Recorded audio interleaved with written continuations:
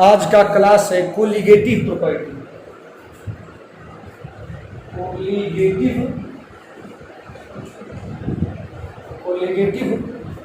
Property.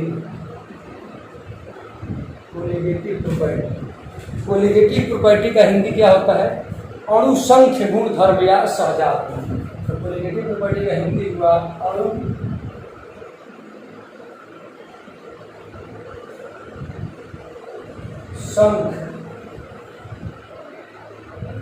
गुण धर्म या एक और हिंदी हुआ सहजात। बात समझिए, यह है कोलिगेटिव प्रॉपर्टी। कोलिगेटिव प्रॉपर्टी का हिंदी होता है अणुसंख्य गुण धर्म या सहजात गुण। इसके नाम से अर्थ निकालिए। अणु यानी पार्टिकल कण, संख्य यानी संख्या, अणुओं की संख्या चाहे कणों की संख्या, और गुण धर्म यानी जो गुण निर्भर करे। कोई मान लीजिए सॉल्यूशन बनाया जा रहा है, घोल बनाया जा रहा है। उस घोल में क्या है? तो पानी में चीनी डाला गया है या पानी में नमक डाला गया है, तो उस घोल में कुछ ऐसा गुण होगा जो उसमें घुले हुए पार्टिकल की संख्या पर डिपेंड करेगा। जैसे मान लिया पानी में नमक घुले हैं, तो उस घोल का ऐसा गुण होगा जो नमक के कणों की संख्या पर निर्भर करेगा। तो किसी सॉल्यूशन में सॉल्यूट के कणों की संख्या पर जो गुण निर्भर करता है उसी को कहते हैं सहजात गुण यानी कोलिगेटिव प्रॉपर्टी। एक लिक्विड या किसी सॉल्यूशन के बहुत सारे गुण होते हैं, तो किसी सॉल्यूशन का वह गुण जो उसमें घुले हुए घुल्ले के कणों की संख्या पर निर्भर करता है क्या कहलाता है? सहजात गुण, कोलिगेटिव प्रॉपर्टी कहलाता है। तो चलिए डिफिनेशन लिखते हैं। डिफिनेशन लिखते हैं।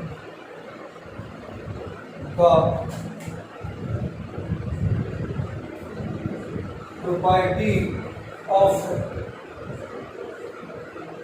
Solution, the property of solution which is the property of solution which is depends हो गया which depends upon number of solute particles in solution is called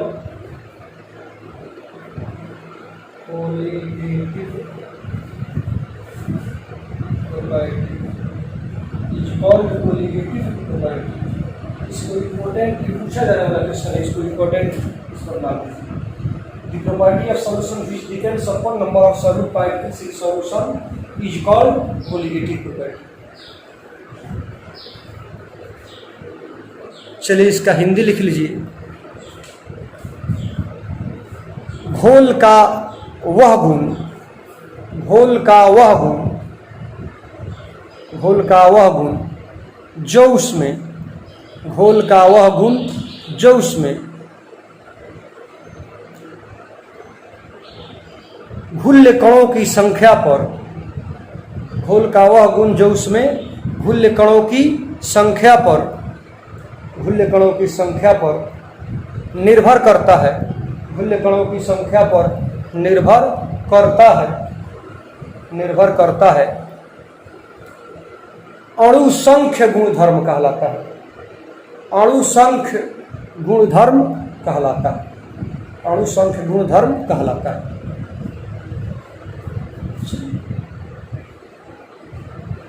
मिटा देंगे।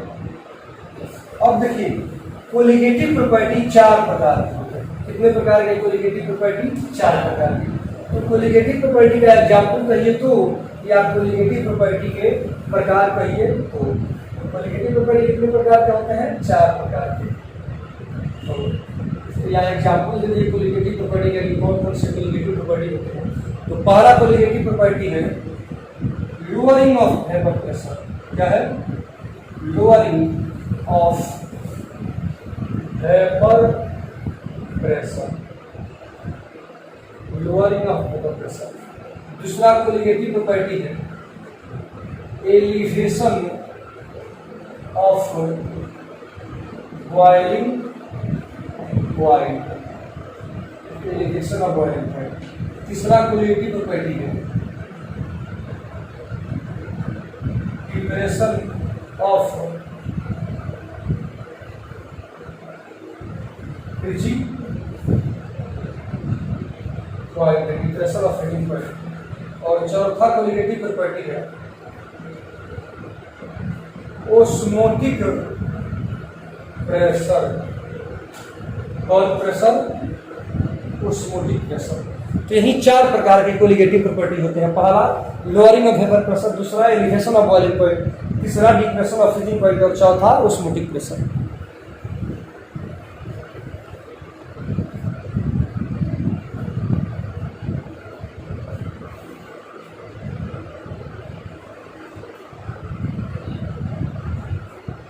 चलिए इसका जब डिफिनेशन देंगे, इसको एक्सप्लेन करेंगे तो उसका हिंदी लिखाएंगे, अभी केवल निकाल लीजिए। अब चलिए हमको क्या पढ़ाना होगा, पहला colligative property lowering of vapour pressure पढ़ाना है। पहले हमको क्या पढ़ाना है, lowering of vapour pressure. Lowering मतलब कमी, किस चीज़ में कमी, तो वेपर प्रेशर में कमी। तो सबसे पहले हम जानेंगे वेपर प्रेशर क्या है, तो हम लोग उसमें कमी पढ़ेंगे। तो हमारा पहला हेडिंग होगा लोअरिंग ऑफ वेपर प्रेशर। पढ़ने के पहले हमारा पहला हेडिंग क्या होगा, वेपर प्रेशर। पहला हेडिंग क्या होगा पूरा, वेपर प्रेशर होगा। पहला हेडिंग होगा वेपर प्रेशर। तो चलिए देखिए वेपर प्रेशर है क्या।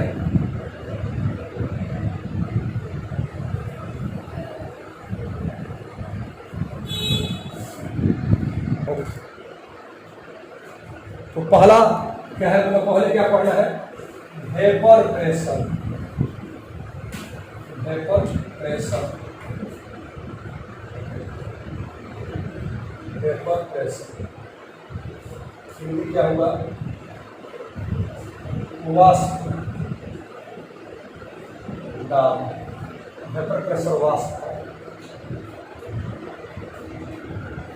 वेपर प्रेशर यानी वाष्प दाब।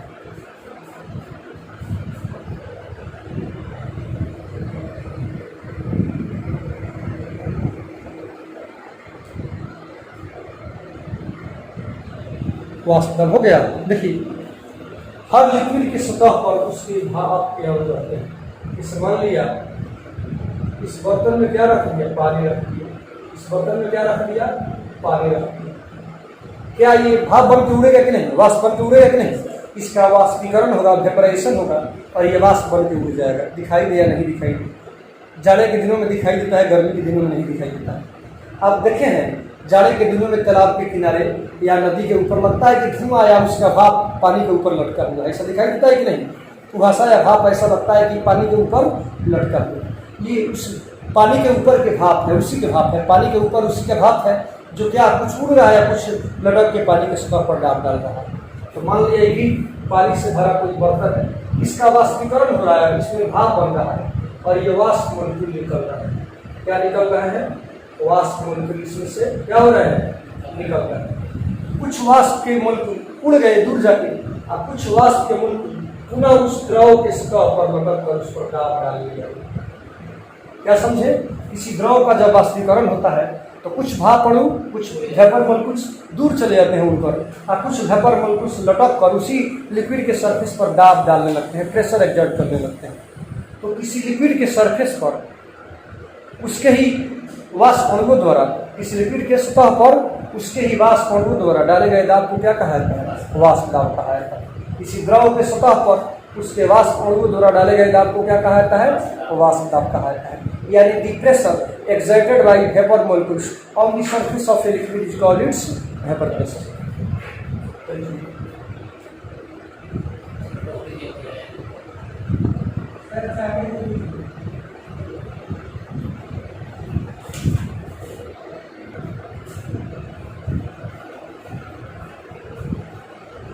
The pressure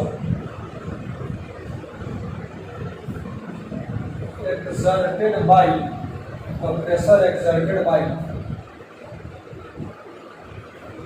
vapor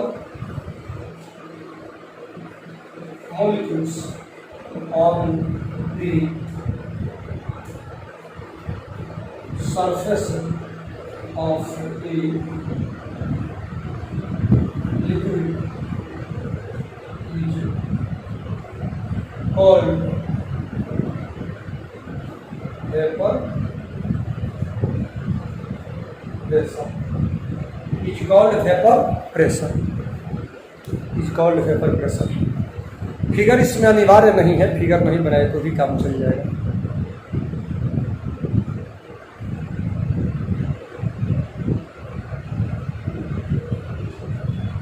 हो गया। चलिए हिंदी लिखिए।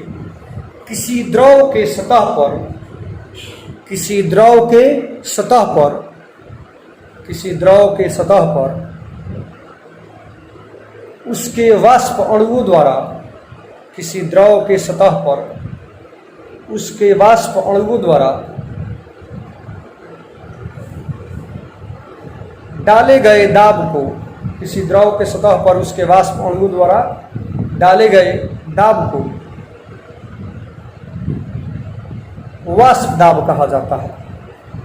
किसी द्रव के सतह पर उसके वाष्प अणुओं द्वारा डाले गए दाब को वाष्प दाब कहा जाता है।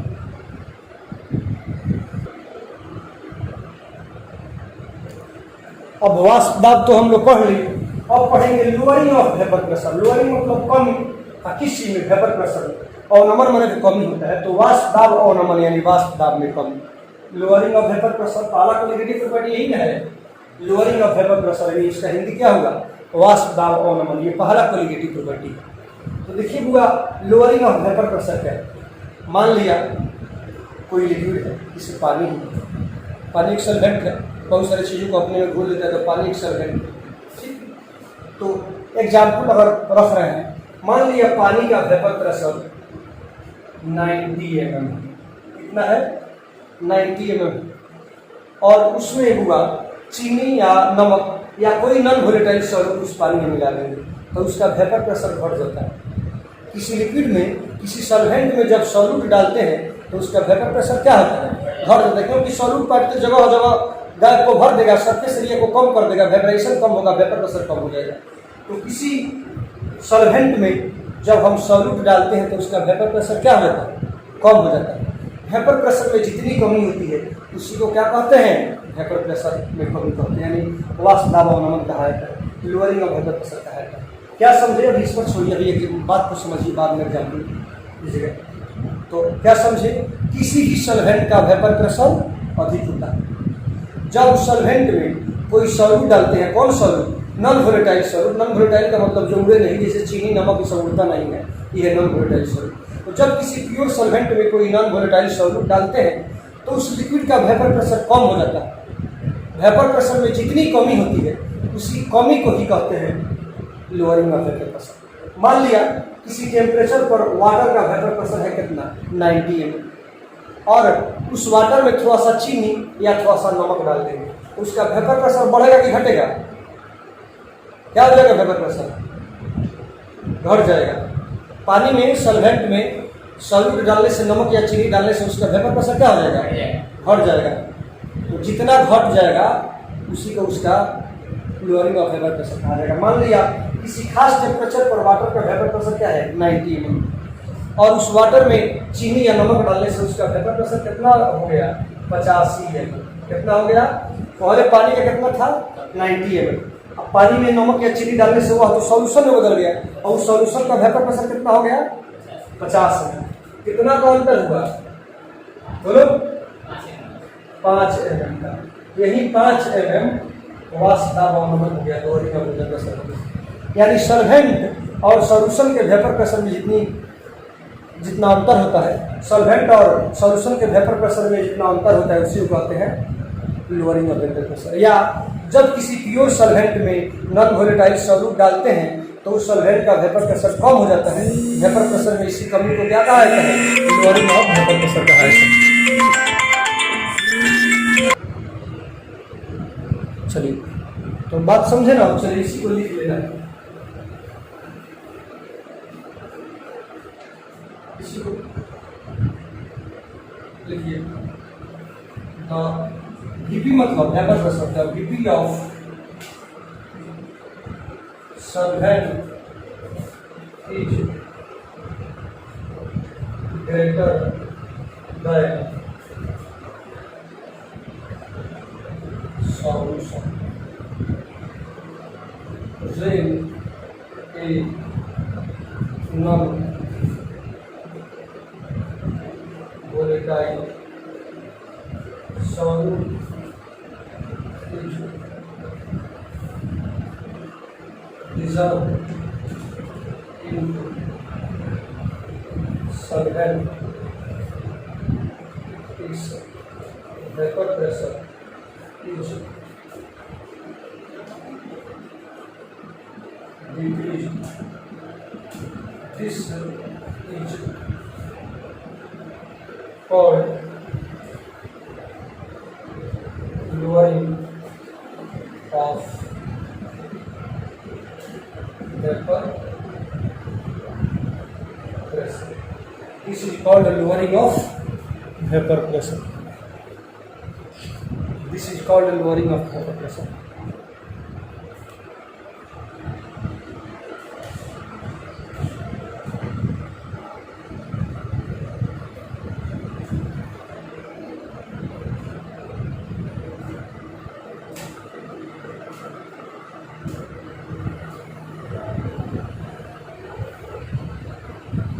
चलिए हिंदी लिख लीजिए। किसी घोलक का वाष्प दाब, किसी घोलक का वाष्प दाब घोल से अधिक होता है। किसी घोलक का वाष्प दाब घोल से अधिक होता है जब किसी घोलक में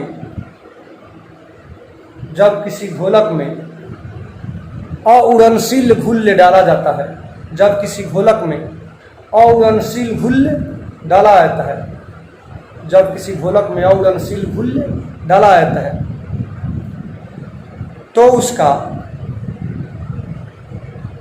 वाष्प दाब कम हो जाता है। तो उसका वाष्प दाब कम हो जाता है।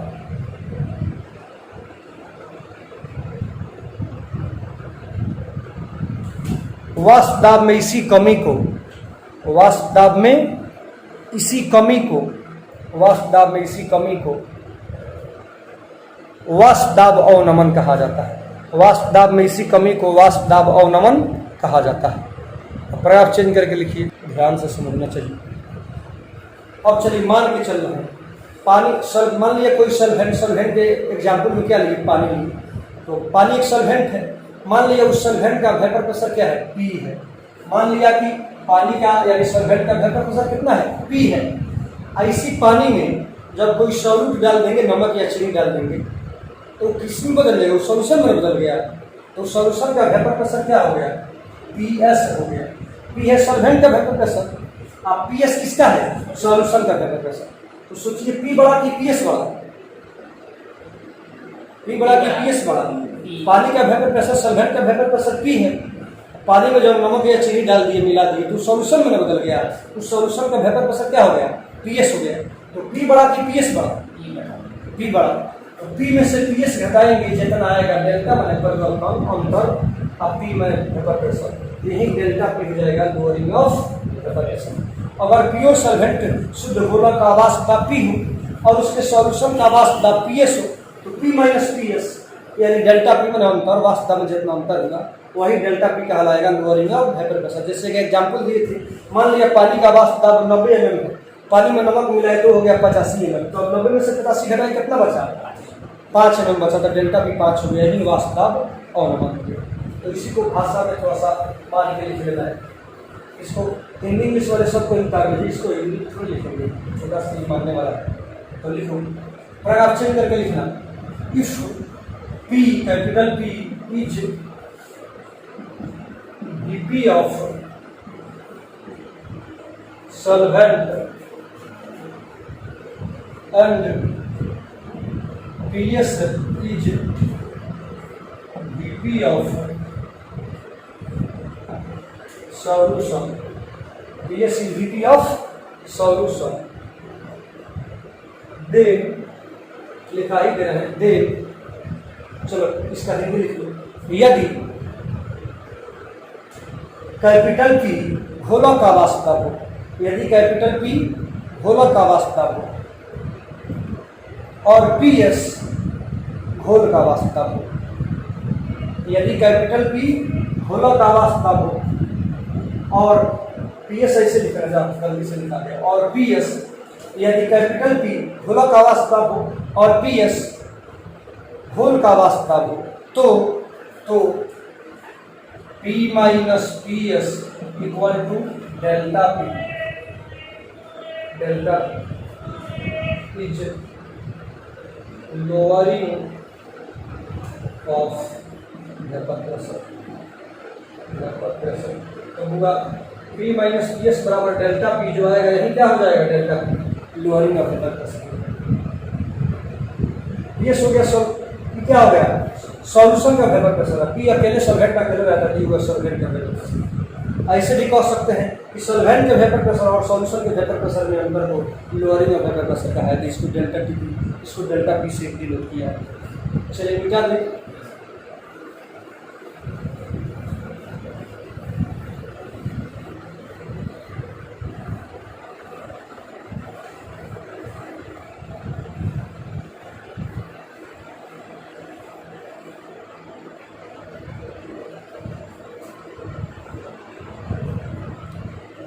अब है पूरा relative lowering of vapour pressure.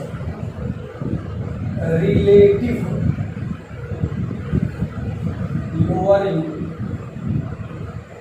Relative lowering of DP मतलब vapour pressure. Relative lowering of vapour pressure Hindi हुआ सापेक्षिक वाष्प दाब अवनमन। सापेक्षिक वाष्प दाब अवनमन। सापेक्षिक वाष्प दाब अवनमन। सापेक्षिक वाष्प दाब अवनमन। चलिए हो गया। अब चलिए देखो बुआ क्या है। वाष्प दाब अवनमन किसको कहते हैं, डेल्टा पी। और गोला का वाष्प दाब क्या होता है, पी। तो वाष्प दाब अवनमन यानी डेल्टा पी और घोला का वाष्प यानी पी, यानी पी, दोनों के अनुपात को कहा जाता है सापेक्षिक वाष्प दाब अवनमन। यानी सॉल्यूशन के क्या कहते हैं, लोअरिंग ऑफ वेपर प्रेशर और वेपर प्रेशर ऑफ सॉल्वेंट, दोनों के रेशियो के अनुपात को क्या कहा जाता है, relative lowering of vapour pressure. The ratio of lowering of vapour pressure to the vapour pressure of pure solvent is called relative lowering of vapor pressure. This ratio is constant at every temperature. ये हर ताप पर ये ratio स्थिर होता है।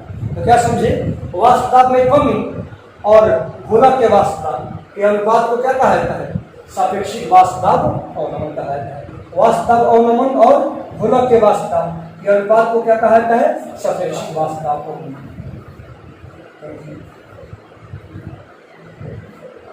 तो ratio of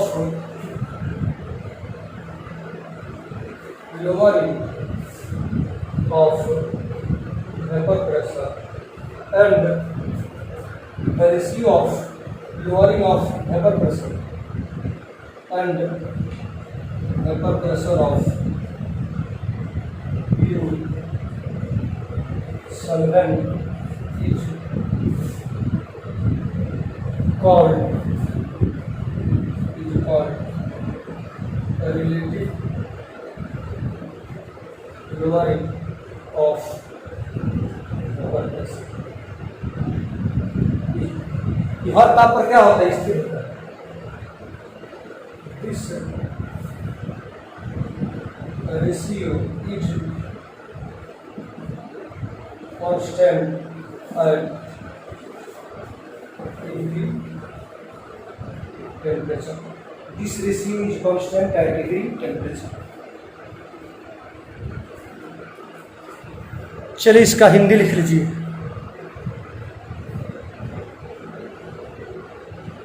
Hindi लिखिए, वाष्प दाब अवनमन, वाष्प दाब अवनमन एवं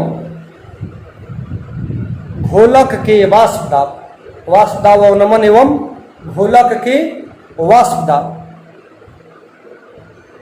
के अनुपात को, घोलक के वाष्प दाब के अनुपात को सापेक्षिक वाष्प दाब अवनमन, सापेक्षिक वाष्प दाब अवनमन कहा जाता है। सापेक्षिक वाष्प दाब अवनमन कहा जाता है।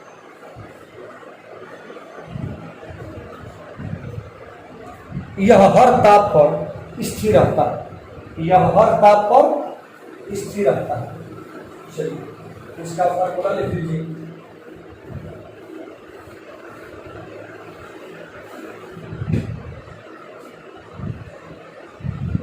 Relative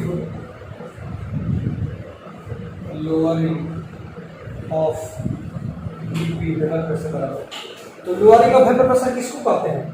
P minus P S, lowering of vapour pressure है, अशुद्ध गोलाकार का P है, तो P माइनस पी एस हो गया लोअरिंग ऑफ वेपर प्रेशर, और P हो गया सलघन वेपर प्रेशर। दोनों के अनुपात को क्या कहेंगे?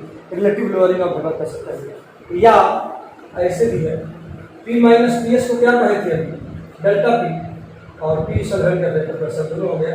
ये कहिए तो और ये कहिए तो दोनों एक ही चीज़ है, यही relative lowering of vapour pressure.